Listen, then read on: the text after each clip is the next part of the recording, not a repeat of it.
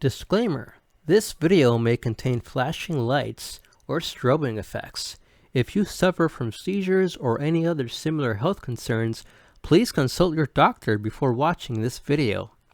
Also, the viewpoints expressed in this video are my own, based on my own experiences as a disabled gamer and accessibility consultant. There will undoubtedly be areas of accessibility or disability I may overlook, as I do not have that specific lived experience, but feel free to input your accessibility related concerns for the game that I may be unaware of in the comments below. Hello everyone, Accessibility Gamer here, looking forward to talking about Metaphor Refantazio's accessible design. As can be seen from this very first screen, you have a black background with white text, and the current option that is chosen is highlighted in red, and it also is underlined in white, which makes it quite easy to figure out where you are in the menus when navigating them. Thanks to this very basic design choice of a black background with white text, reading the menus or dialogue windows for someone who has low vision is not too much of an issue, especially considering how big the font is, which is not something that the user interface of other games offer, even if those games released earlier this year. The choice to maintain a high level of contrast in combination with big font sizes makes a lot of the demo easy to read for someone with 20/80 vision like myself. And for the smaller text that is not as big, you are also able to zoom in using the PlayStation 5's native zoom in feature if you have enabled it, allowing you to also read that smaller font. Identifying who is speaking for the most part is done in one of two ways. The important characters will have a two-dimensional portrait next to their name, showing the character who is speaking. This helps identify the character for someone who may have challenges reading the name. This use of iconography goes back to Persona 3, but it is great to see it here as well. Non-important characters will only be listed by their name without a portrait.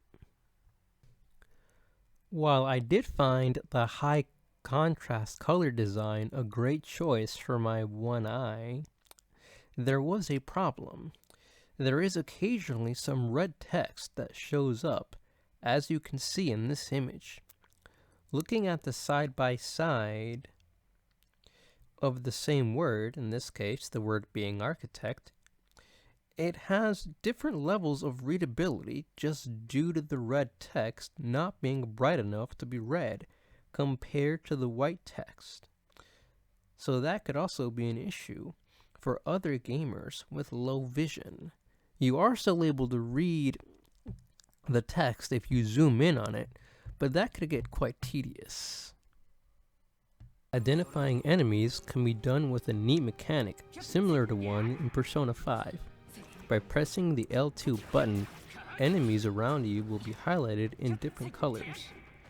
Enemies you have never fought before will show up highlighted in white, and the text color will be consistent of a black background with white text for easy readability. Enemies that are at or near your level will be highlighted in yellow,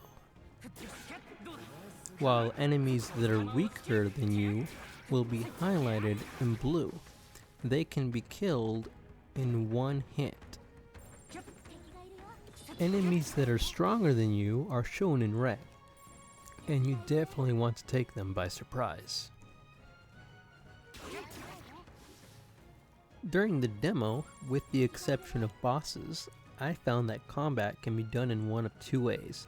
The first method is just straight up attacking enemies without engaging the enemy using the squad command.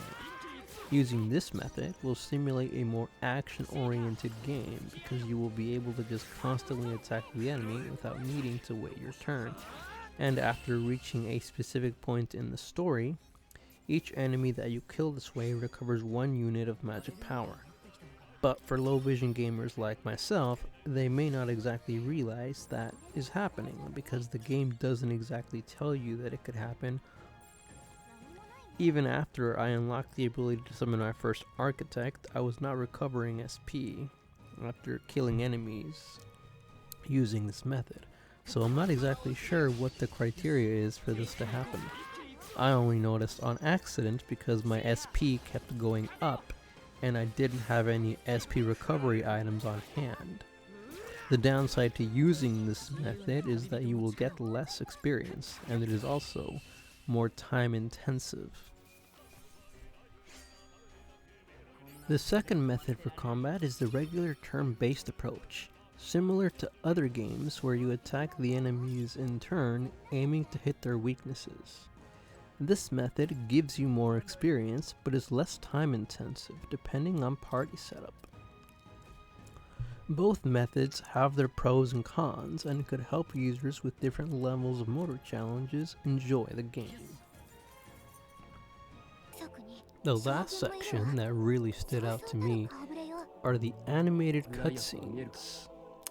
Normally, when these sorts of cutscenes play, the captions are usually white, but they don't actually have any sort of black background like they're supposed to, which makes the captions difficult to read depending on what's going on in the scene. And that is something that has always been a problem for me. But this game has a very simple approach, and it adds a black background to those cutscenes, and this greatly improves the readability. While the background is not as dark as I would like it, this is definitely an improvement over previous games released by this company that did not offer the same level of design in their animated cutscenes. I'm looking forward to when the game releases on October 10th, 2024. What are your thoughts on this game? Will you be picking it up? Are you happy about the design choices? Let me know in the comments below, and have an awesome sauce day.